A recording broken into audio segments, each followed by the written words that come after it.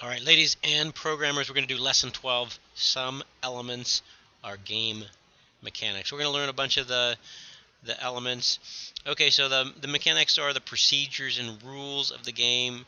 It includes the goal of your game, how players can and cannot win the game, achieve the goal. So like we said before, other types of entertainment like movies have technology, story, and aesthetics, but not mechanics. Like a movie, you have to have the technology, the TV and the DVD. It has a story, obviously, and it looks a particular way, but there's no mechanics. There's no way to win it. So it's the mechanics that make a game a game. So we're going to talk about the different kinds of mechanics. All right, so we want you to be like Superman. We want you to use your X-ray vision to see past the skin and discern the skeleton of the game. Okay, the skeleton is the game mechanics. That's what you build. You build the mechanics so that the player has the skin and has an experience. Game mechanics are the core of what the game truly is. They are the interactions and relationships that remain when all of the aesthetics, technology, and the story are stripped away. Okay, so we're going to talk about the different core mechanics, and here they are, and the first one is going to be space. Okay, so space is where things exist. It's where your player plays. So you have discrete versus continuous. We have different dimensions. You have zero dimensional, one dimensional, two, and three dimensional. Some things have bounded areas. So like you have areas where Mario can go where he can't go. You have bounded areas. So for example, I can put an X only there, but I can't put an X there. Some things are connected. So for example, Mario can go down to a pipe and that'll take you to another connected area. These spaces aren't connected, but it matters where they're at. So if I put an X here, it matters that there's an X right there. So that matters. There's nested spaces. Um, so in tic-tac-toe, is it discrete or continuous? Discrete means that I can't move around. There's just one particular spot I can be. Continuous means it moves around. So is it discrete or continuous? What's the number of dimensions in the game? 0, 1, 2, or 3 dimensional? Are there bounded areas? Is there areas I can move around in a certain spot but not others? And are areas connected? Write that down about the game tic-tac-toe. See what you think. Put that in your notes and I'll quiz you when I'm back. Okay, so in tic-tac-toe, if I put an X there, there, so if you think about it as a bounded area, it's like, okay, I can put an X anywhere in here, I can move it around. But the reality is these all mean the same thing, right? So it's really not a bounded area if you think about it. The reality is it's like 9 discrete spaces, like a spot here where I can't move around. There's zero-dimensional cells because basically I can just put it in the one spot. It doesn't really matter. It doesn't really need to move around.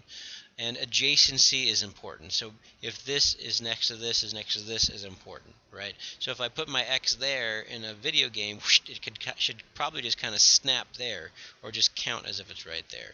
So that's one way to look at tic-tac-toe in a video game. All right, now let's do Monopoly. Is it discrete or continuous? How many dimensions? Are there bounded areas? Are they connected? Or answer that in your notes.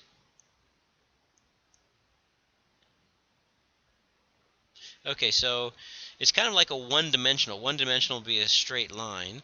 Okay, there are 40 discrete points, right? So they kind of go in a straight line, and then when you get to the end, it loops back. It doesn't really matter if you put your, if this is the square, there's the aesthetics of the square, right? You have the square on the board, but if it doesn't matter if you put your player here, here, here. It's really just one discrete space, 40 zero-dimensional cells, and it loops back. This would be a good way to visualize Monopoly if you're making a video game. Obviously, you make it look different than that for the player, but for the design of it. All right, how about a pool table? Just same thing, discrete or continuous, number of dimensions, does it have a bounded area, and is it connected? Answer that. Okay, so it's definitely continuous. So if this were to be the pool table, the ball can go anywhere in there, and wherever it goes actually makes a difference, right? So it can move around in a continuous way. It's You can look at it as 2D or 3D. Mostly it's 2D. It's moving around on a flat plane, but every now and then you could have a ball jump another ball, and if you allow that in your game, then you need to look at it as 3D. You can look at it both ways, but if you're at the point where you're allowing a player to jump a ball, then it's 3D. Um, Is it a bounded area? Yes, you have your bounded area of the table. You can't go outside of that border. Are they connected? Not really. When you put the pockets and other things aren't really connected, so you can't get from one world to the next. Okay, there's a thing called nested space. It's a space within a space. It'd be like in a a scrolling game where you're walking around and then you see like a gate and you go into the gate and all of a sudden it opens you up to a whole new world. So it's like you have your big world and then there's an icon for a town or a gate and you go there and it takes you to a new place. So it's a space that exists within a space. So that's called a nested space. Okay, so here's the questions we can ask ourselves. To use the lens of functional space, think about the space in which your game really takes place when all surface elements are stripped away. So not what the player sees, but what's really happening underneath. Is the space of the game discrete or continuous? How many dimensions does it have? What are the boundaries of the space? Are there nested spaces, subspaces? And are they connected? Is there more than one useful way to model the space of the game? So like the pool table where you can think about it 2D sometimes and 3D other times. Alright, so the next core mechanic is time. As we know, time keeps on slipping, slipping, slipping into the future. Alright, so enough of that. So time keeps on slipping, slipping, slipping in the future, or does it? If you have discrete time, it does it. If you have discrete time, time doesn't matter. It's not moving. So it'd be like a Scrabble game where you have as much time as you want to figure out to take your turn. Or in some video games where you have a turn-based fight where you get to choose whatever you're going to do and then do it. Or like a Pokemon battle with a card game where you decide what you're going to do and do it. Time doesn't really matter. Sometimes a game like chess, it could go both ways. In chess, it doesn't matter unless you're timing, like, okay, you only have 3 minutes to make your move, and then it starts to matter. Then you have continuous time where it does keep moving forward. So like action games or sports where you have to get something done in a particular amount of time. Okay, so give me some examples of clocks in your games. Okay, so any type of game, not just a video game.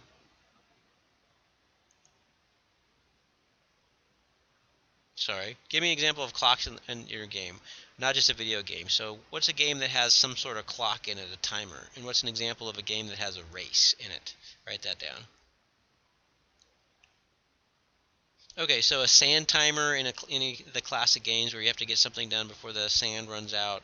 There's a game clock in football and basketball. You have nested time, so you have the game clock in basketball, and then while the game clock's going, you also have the shot clock where you have to shoot within a particular amount of time, where you have to turn the ball over. And then an example of a race would be an auto race, or in Space Invaders, where you have to race to kill all of the invaders before they touch the bottom.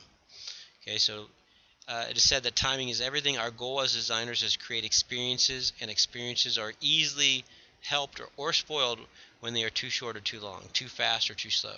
Ask yourself these questions to make yours just the right length. What is it that determines the length of my gameplay activities? Are my players frustrated because it ends too early? What would clocks or races make it more exciting? Are the time limits irritating players? Would you be better off without them? And would my game be better with several short rounds that together comprise a larger round? Alright, the next core mechanic is objects, attributes, and states. Okay, so the object is like the noun, it's the character, a prop, a token, a scoreboard, whatever. And the attributes are like the adjectives. It's the categories of information. Make sure you're writing this down. Each attribute has a current state. The state is the current value of the attribute's value. So for example, you have the object in a car game could be the car. An attribute of that car could be speed, and currently that car is going 75. Oops, nope, you just hit the brakes. Now it's going 45. So you have your object, your attribute, and then the state, which will change, but you have your current state. So every object has multiple attributes, and those are typically going to be the variables that you're going to create. So for example, a ghost in Pac-Man, his position can be, his X coordinate could be 100 and his Y 200. The objective right now is, oh no, Pac-Man just ate a power pellet, I need to avoid Pac-Man. Oh wait a minute, the timer ran up. Now my goal is to chase Pac-Man, or it could be like, oh, I just got eaten by Pac-Man. My objective is I look like little eyeballs, and my objective is to get back home. The direction he could be going left, right, up, or down. So that's the state. These are the values of the state machine. Okay, so in the tutorial roll a ball, give your own example of an object, an attribute, and a state from roll a ball.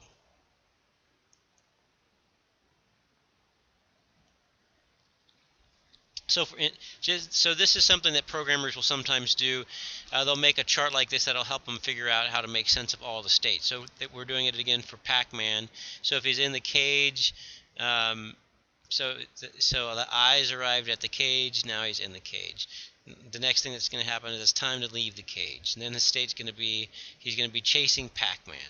And then while that happens, if Pac-Man eats a power pellet, now he turns blue and he's fleeing Pac-Man. So these are each states.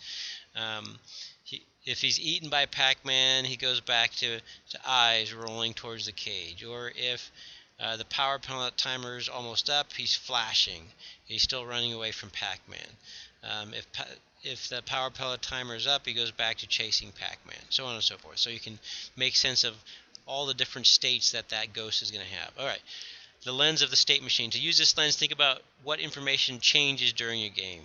What are the objects in the game? What are the attributes of the objects? What are the possible states of each attribute? What triggers the state change for each attribute? Game playing is decision making. Decisions are made based on information. Deciding the different attributes or states and what changes them is core to the mechanics of your game. So this is just going to help you actually build the game. Okay, so the next thing is secrets. Think about the game of video poker. In that game, what's secret? What is known by everyone? And when you're playing that, does the computer know the player's hand?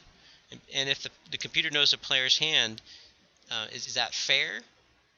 And the answer is, even though the computer knows the player's hand, the computer basically has a virtual reality player that's playing against the player, and he shouldn't know, even though the game knows that the computer player shouldn't know, and it needs to be seen as fair. So the lens of secrets. Change who has what information, and you change your game completely. To use this lens, think about who knows what and why. And you can ask yourself these questions. What is known by the game only? What is known by all the players? What is known by some or only one player? What would changing who knows that information improve the game in some way? Would that change it? And if you can create drama in your game, if you change the secrets, so like if you reveal information that was hidden, or all of a sudden conceal information that was once known, you can create some sort of drama in it. Okay, next we have actions. Okay, actions are the verbs of the game mechanics. These are often limited, so you don't have unlimited things that you can actually do in a game. So what are the possible actions of a game that you like? And what are actions that are not available to the game that you like?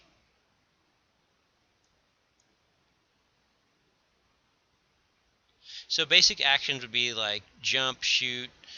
In checkers, you have move forward, move backwards, jump an opponent, getting kinged. So these are the basic actions, but you use these basic actions for strategic actions. So in checkers, even though you can only move forward and backward and jump, you can move to create a wall to block, to protect. You can move to force the other player to do an action they don't want. You can sacrifice a player or sacrifice a chip so that you can get the player to move somewhere where you want them to. You can move to get king. So there's all kinds of basic actions that turn into strategic actions, which are how to use the basic actions to achieve goals. Make sure you're writing down the stuff in red. Okay, so there's another thing to consider called emergent gameplay.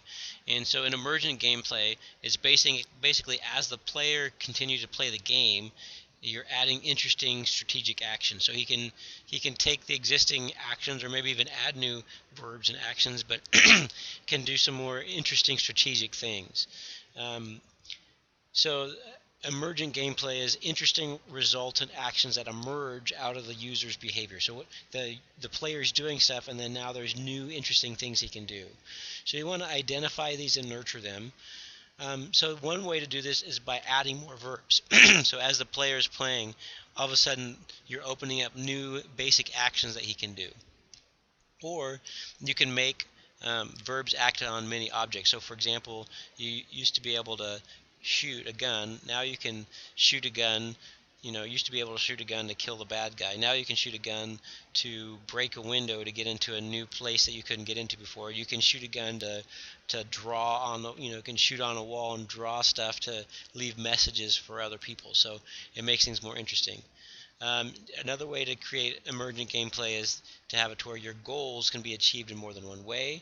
You can have multiple avatars, so your one player can play as different characters. That could be interesting, um, and then actions that can change constraints. Okay, so again, ways to add emergent gameplay, add more verbs and basic actions, but make sure they're only good ones. If you have like 1,000 different things your player can do, it can be confusing. Like I said before, you can have verbs that as you play can act on new objects, and the player has to figure that out.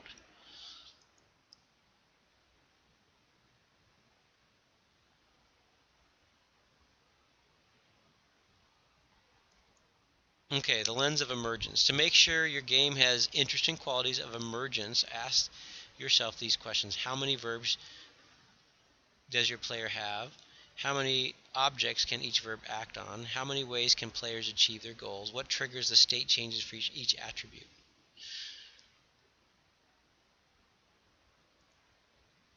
All right, now there's lens 31 to look at. What are the basic actions in the game? What are the strategic actions? What strategic actions would I like the player to figure out and use? How can I change the game to make those possible and kind of lead the player to it? What actions do players wish they could do? Can I enable these either as a basic or strategic actions?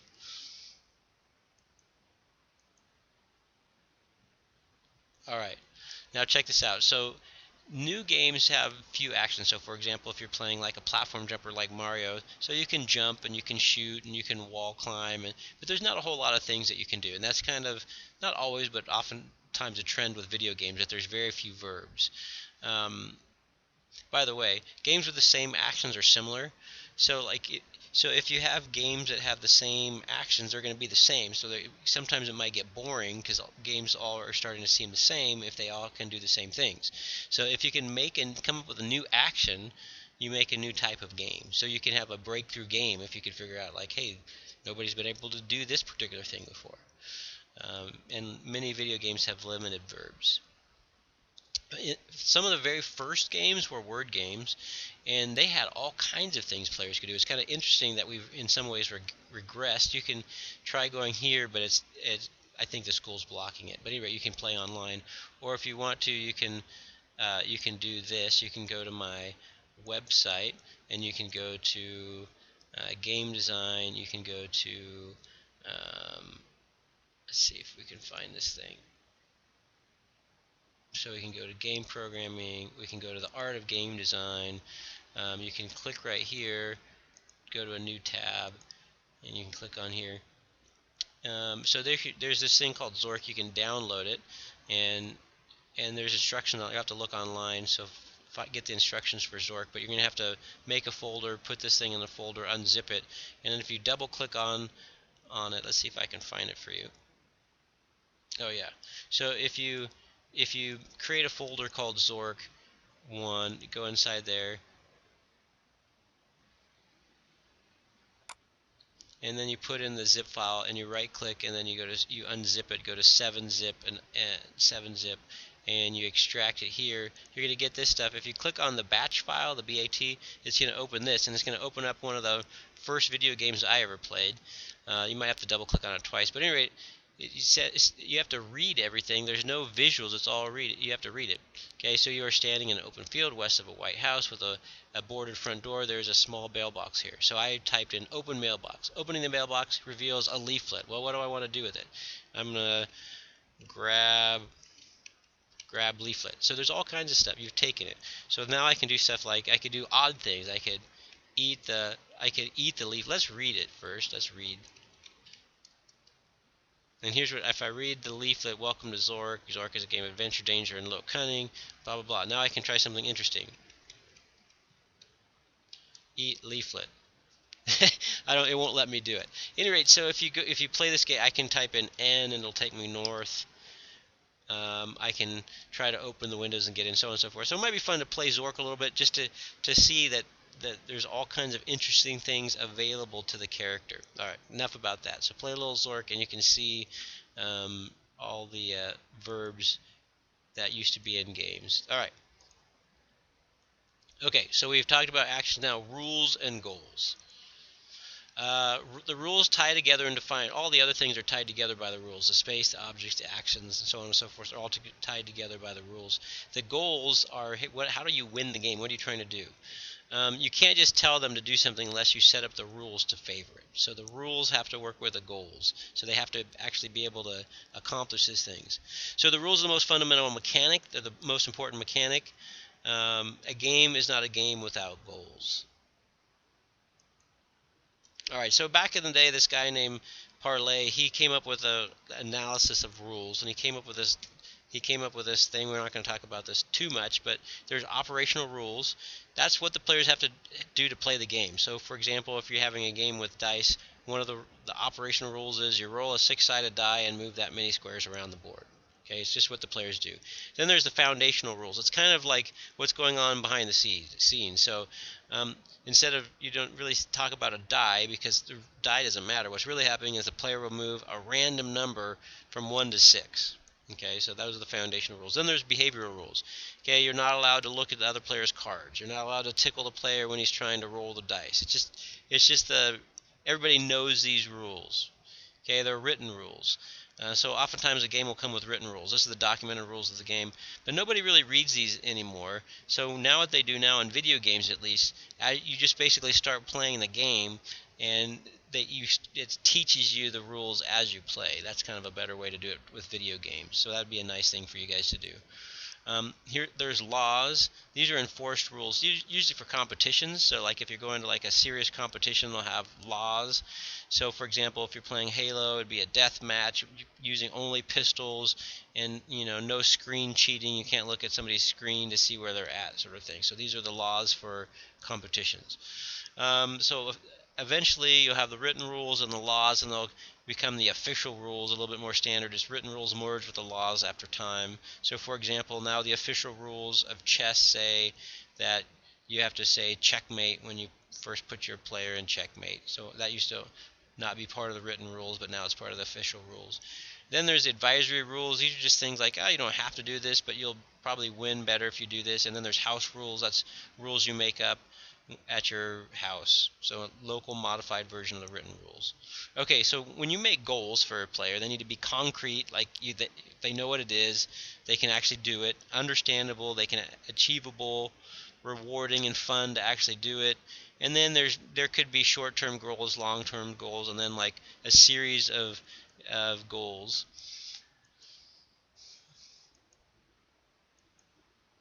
So here's some questions you can ask yourself to make your game better.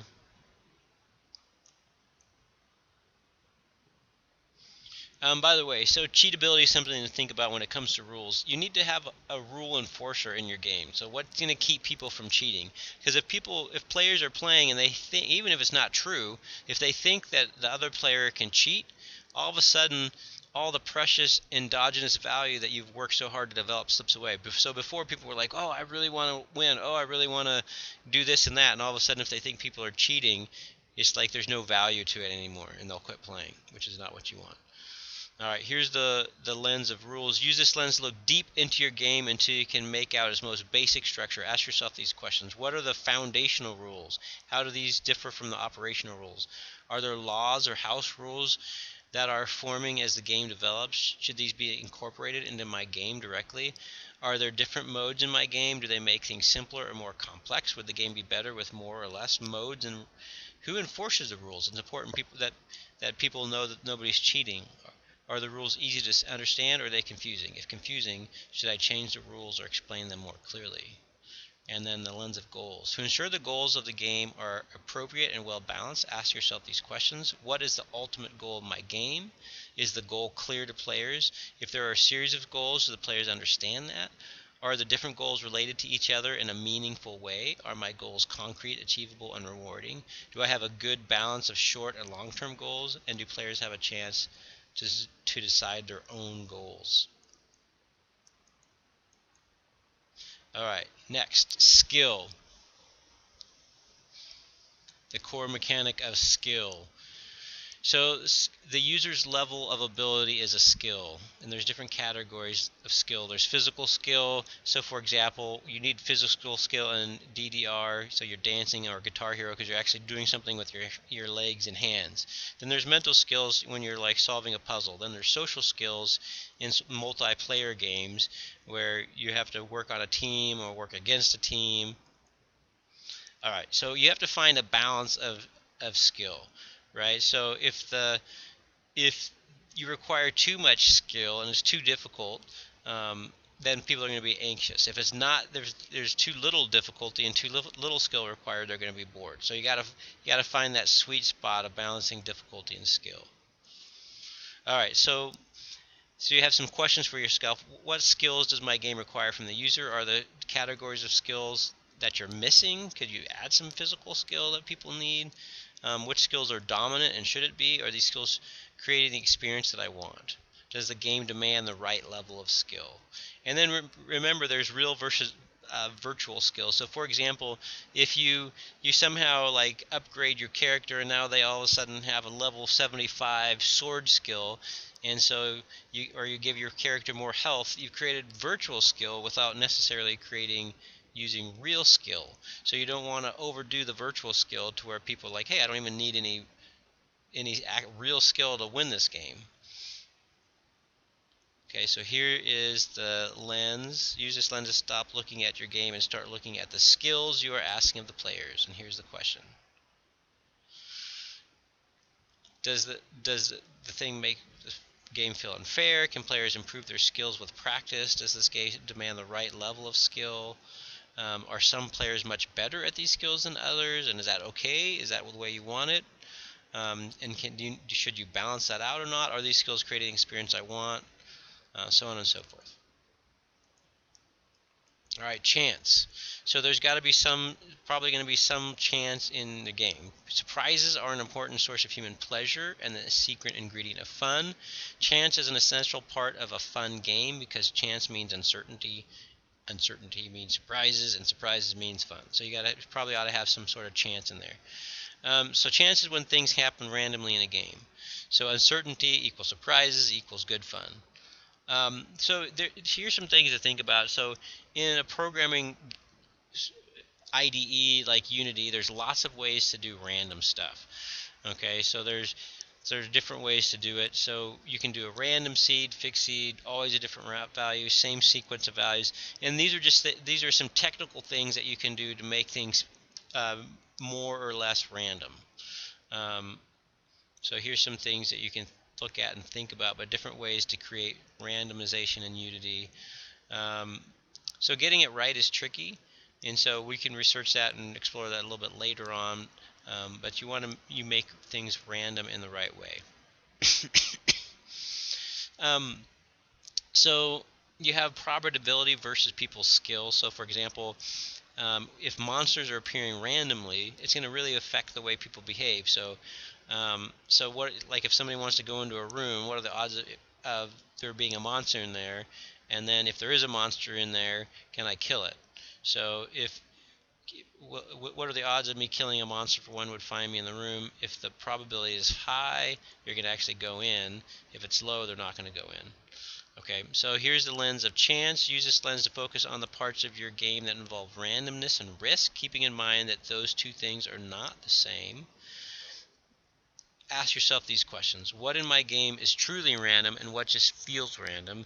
Does the randomness give the players positive feelings of excitement and challenge or negative feelings of hopelessness and lack of control? Would changing my probability distribution curves improve my game? So basically, is there better ways to come up with randomness? Do players have the opportunity to take interesting risk? And what is the relationship between chance and skill in the game? All right, and that's it. So now we're going to go on to the next part. which is using these things to come up with a better